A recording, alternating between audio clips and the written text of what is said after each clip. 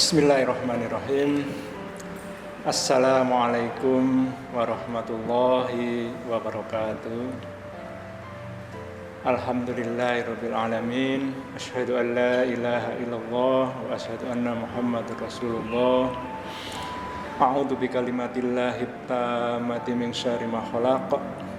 Rabbi shrah li sadri wa yassir li amri wahlul 'uqdatam min lisani yafqahu qawli.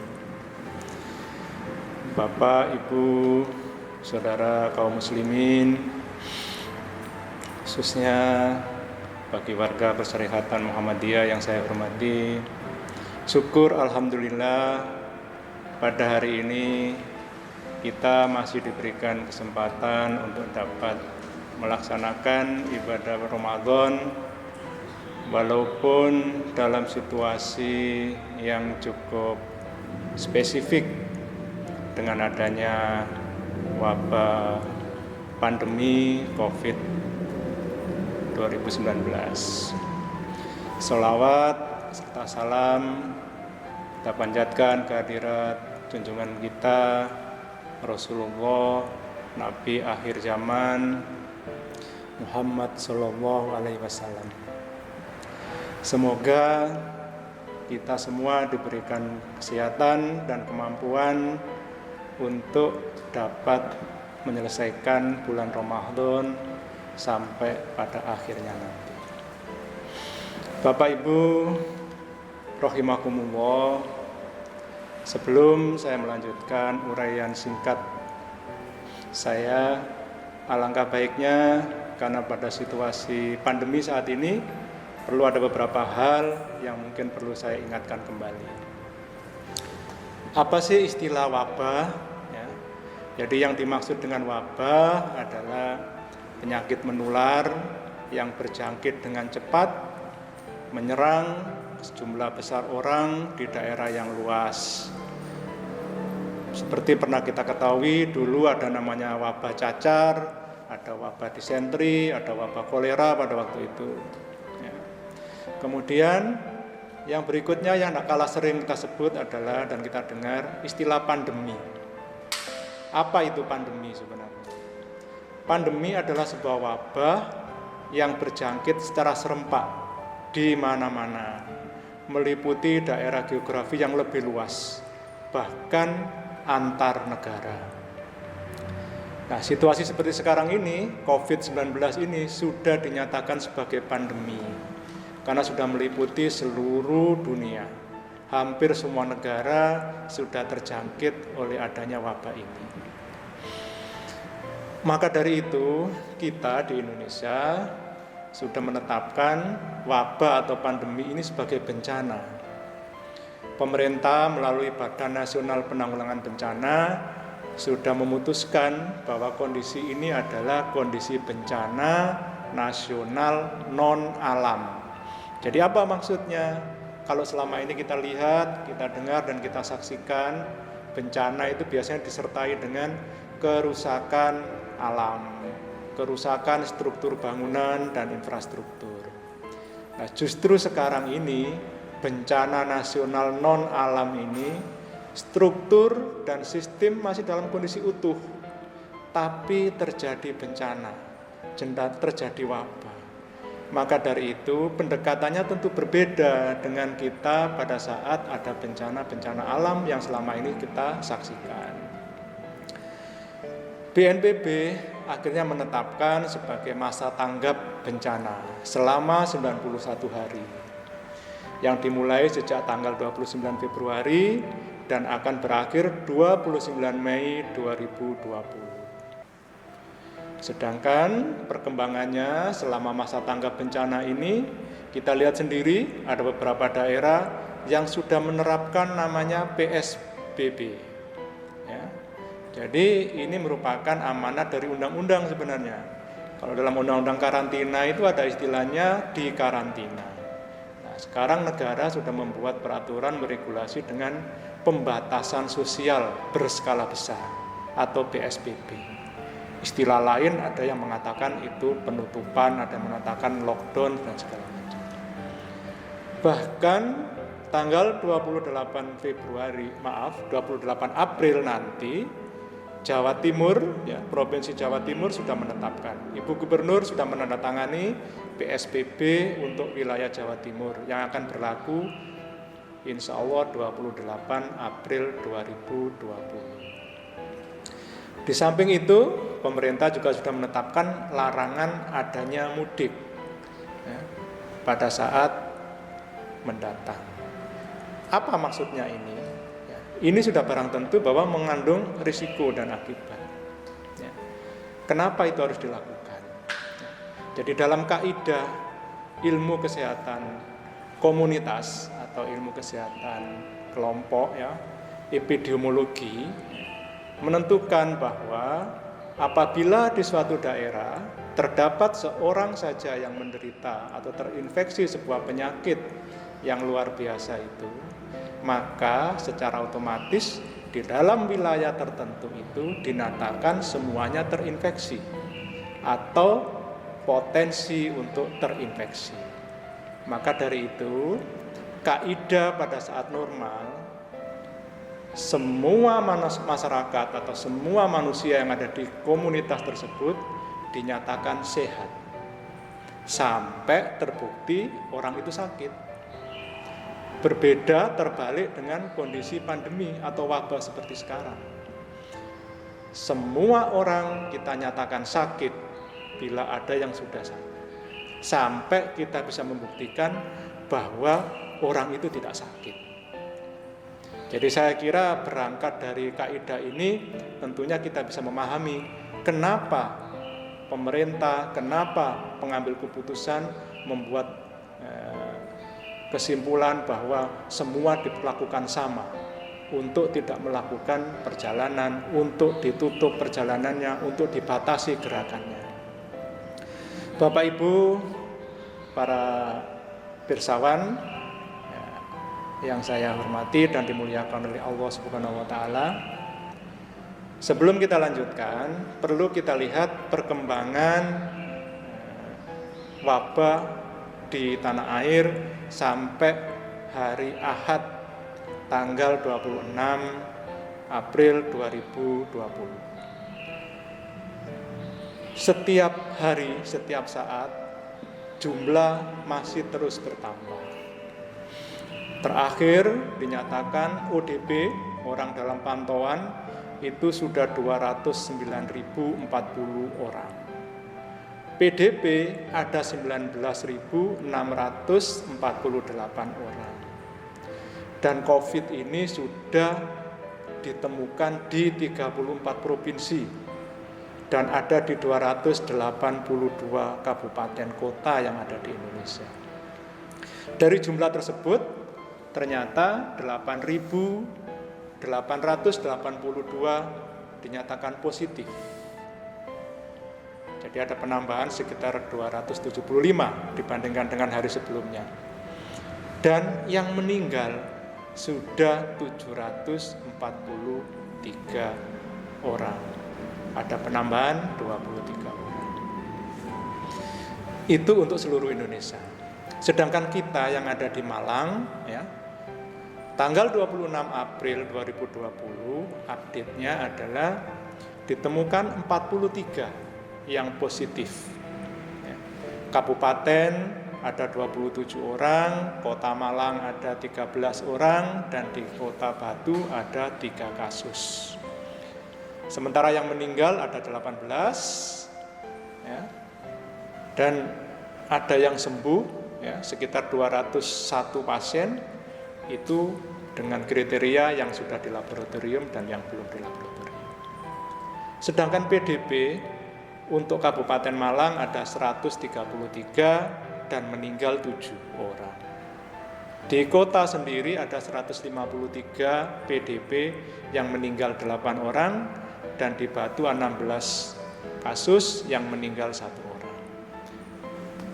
Untuk orang dalam pantauan atau ODP, kabupaten ada 326, 2 meninggal. Di kota ada 661 dan di Batu, Kota Batu ada 158 kasus. Ada lagi kriteria yang selama ini mungkin perlu mendapatkan perhatian kita bersama, yaitu yang namanya OTG atau ODR.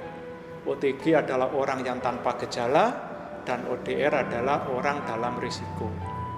Ini jumlahnya di kabupaten OTG ada 150 dan ODR 1936. Sedangkan di kota Malang OTG-nya 166 dan ODR-nya ada 1909 orang. Sementara di kota Batu OTG-nya 100 dan ODR-nya 1405 orang. Perlu diketahui Bapak Ibu semua bahwa sudah ada 3 tenaga kesehatan yang dinyatakan positif menderita COVID-19 per hari Ahad 26 April 2020. Nah, kenapa data ini perlu saya sampaikan? Sama sekali tidak bermaksud untuk menakut-nakuti para jamaah dan Bapak Ibu sekalian. Ini sekedar untuk memberikan kewaspadaan kepada kita. Kenapa? Karena ternyata secara statistik jumlah ini semakin hari semakin bertambah. Belum bisa kita bendung. Dan untuk diketahui, data yang muncul, yang kita dapatkan itu bisa jadi merupakan fenomena gunung es. Kenapa saya katakan fenomena gunung es? Karena data yang masuk, yang berhasil kita rekap, itu belum menunjukkan kondisi real di lapangan. Kenapa bisa demikian?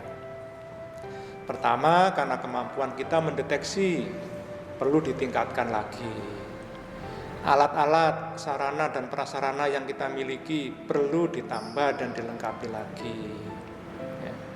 Dan ada yang sudah terinfeksi positif, ternyata ditemukan 60% dari mereka yang positif ini tidak atau belum ada gejala sama sekali. Sehingga apa akibatnya? Mereka masih bisa berkeliaran kemana-mana, masih bisa bekerja, masih bisa ketemu dengan siapa saja, dan ini berpotensi untuk menularkan virus tersebut kepada orang lain. Sementara yang sudah terlanjur terdata meninggal, itu seringkali hasilnya juga belum bisa kita dapatkan karena faktor-faktor yang saya sebutkan di pertama dan kedua tadi. Untuk itu, harapannya kewaspadaan ini tetap kita lakukan. Ada lagi satu hal yang menjadi keprihatinan kita bersama. Banyak saudara-saudara kita yang sudah ODP dan PDP, ternyata pada saat periksa, pada saat ketemu dengan petugas, tidak jujur mengatakan bahwa yang bersangkutan sudah ODP dan PDP. Untuk itu perlunya kita tingkatkan kewaspadaan.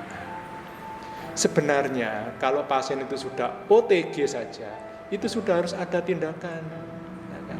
Apalagi kalau sudah ODP dan PDP, ada tindakannya dan itu perlu kedisiplinan kita. Sementara kondisi real di masyarakat kita itu belum bisa kita laksanakan dengan sepenuhnya. Nah, bagaimana sekarang kondisi kita kalau dengan sikap seperti ini? Ya, kita masih perlu lagi meningkatkan kemampuan kita untuk penanggulangan bencana ini. Yang kedua, perlu diketahui bahwa tren atau grafik dari jumlah itu masih kondisinya naik, masih meningkat. Nah, kalau ini tidak kita hentikan peningkatan ini, akan ada pada suatu saat kita tidak mampu lagi mengendalikan. Tentu Bapak Ibu sudah mendapatkan informasi, bisa membaca di medsos, di berita kita dengar ada beberapa negara yang sampai kewalahan menangani wabah ini. Walaupun secara struktural mereka sebenarnya mampu, tapi karena jumlahnya yang sudah sedemikian besar dan luar biasa, tidak seimbang dengan tenaga dan sarana yang ada, akhirnya tidak mampu mengimbangi adanya wabah tersebut. Hal ini jangan sampai terjadi di negara kita. Maka dari itu, apa yang harus kita perbuat? Tentu yang bisa kita lakukan hanya ikhtiar. Sebagai kewajiban kita manusia, hasil terakhir kita pasrahkan kepada Allah. Apa yang paling mungkin dan yang paling efektif? Ya tentu peran serta aktif kita untuk memutus rantai penularan atau penyebaran virus COVID-19 itu. Bagaimana caranya?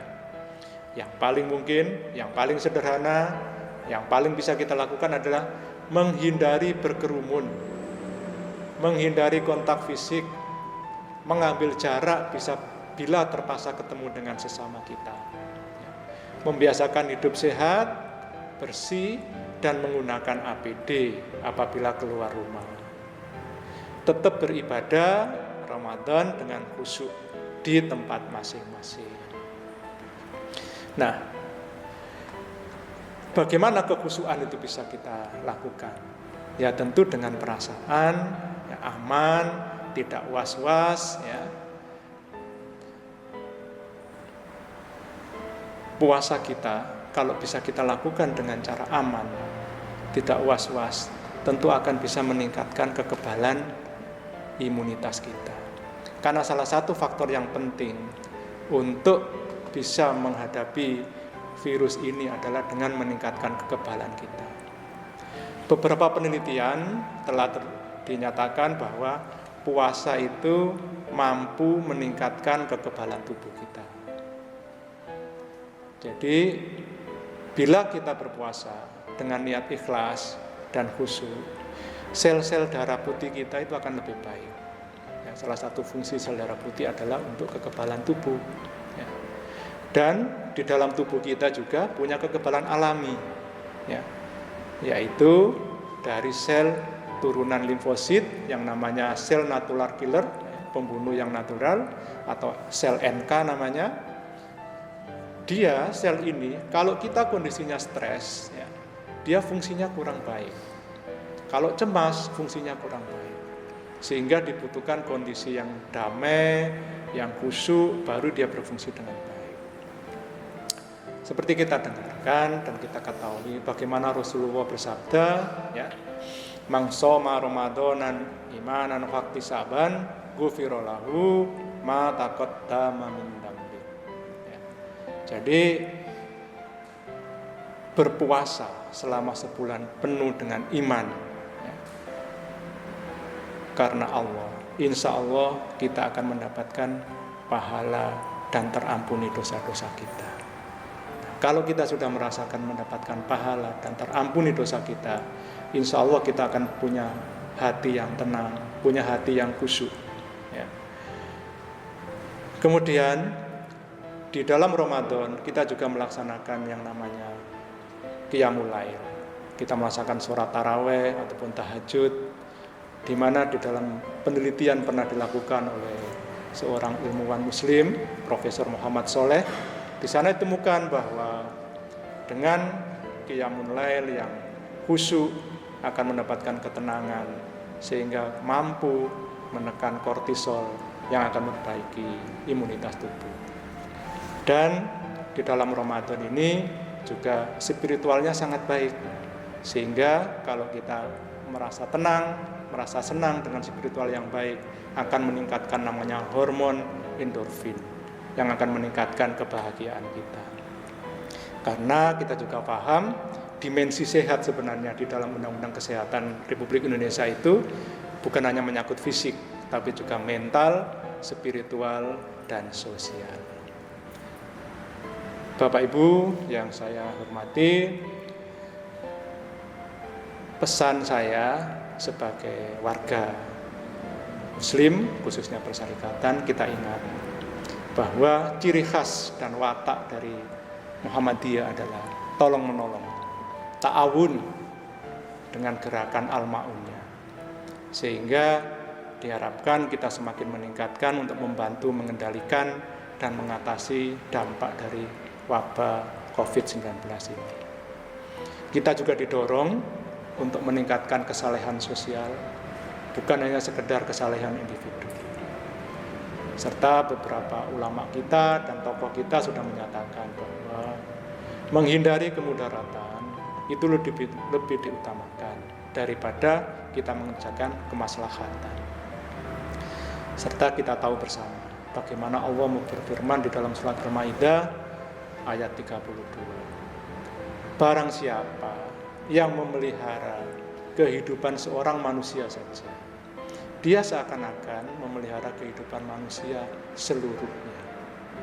Jadi betapa besar ya, dan betapa banyak sudah anjuran-anjuran dan dalil-dalil yang ada di agama kita. Saya kira agama Islam adalah agama yang paling sempurna dari segala sisi dan aspeknya. Bapak Ibu sekalian yang saya hormati, seperti kita ketahui bahwa pimpinan pusat sudah mengeluarkan maklumat, dan kita yakin bahwa maklumat ini telah dikaji dengan ilmu pengetahuan dan disertai dengan sandaran Al-Quran dan Al-Sunnah. Untuk itu, mari kita bersama-sama merenung kembali untuk taat pada garis komando organisasi. Bapak Ibu, kita ini sudah mendapat apresiasi dari pemerintah ya, melalui MCC, Muhammadiyah COVID Komando ya, Center. Jadi Muhammadiyah dianggap sudah mampu memberikan edukasi dan mengawali tindakan-tindakan untuk menghadapi dampak dari COVID-19 ini. Sebagai penutup, saya akan menyampaikan bahwa di dalam surat Al-Isra ya, dikatakan bahwa ayat 36, dan janganlah kamu mengikuti sesuatu yang tidak kamu ketahui, karena pendengaran, penglihatan, dan hati nurani semua itu akan dimintai pertanggungjawaban. Jadi semoga kita dapat merenungi ayat ini, sekiranya kita semua bisa mengamalkan dan melaksanakan apa yang sudah dimaklumatkan oleh pimpinan pusat demi kemaslahatan manusia seluruhnya. Saya akhiri, astagfirullahaladzim, subhanakallahumma wa bihamdika, asyhadu an la ilaha illa anta, astaghfiruka wa atubu ilaik. Nasrun minallah wa fathun qarib. Assalamualaikum warahmatullahi wabarakatuh.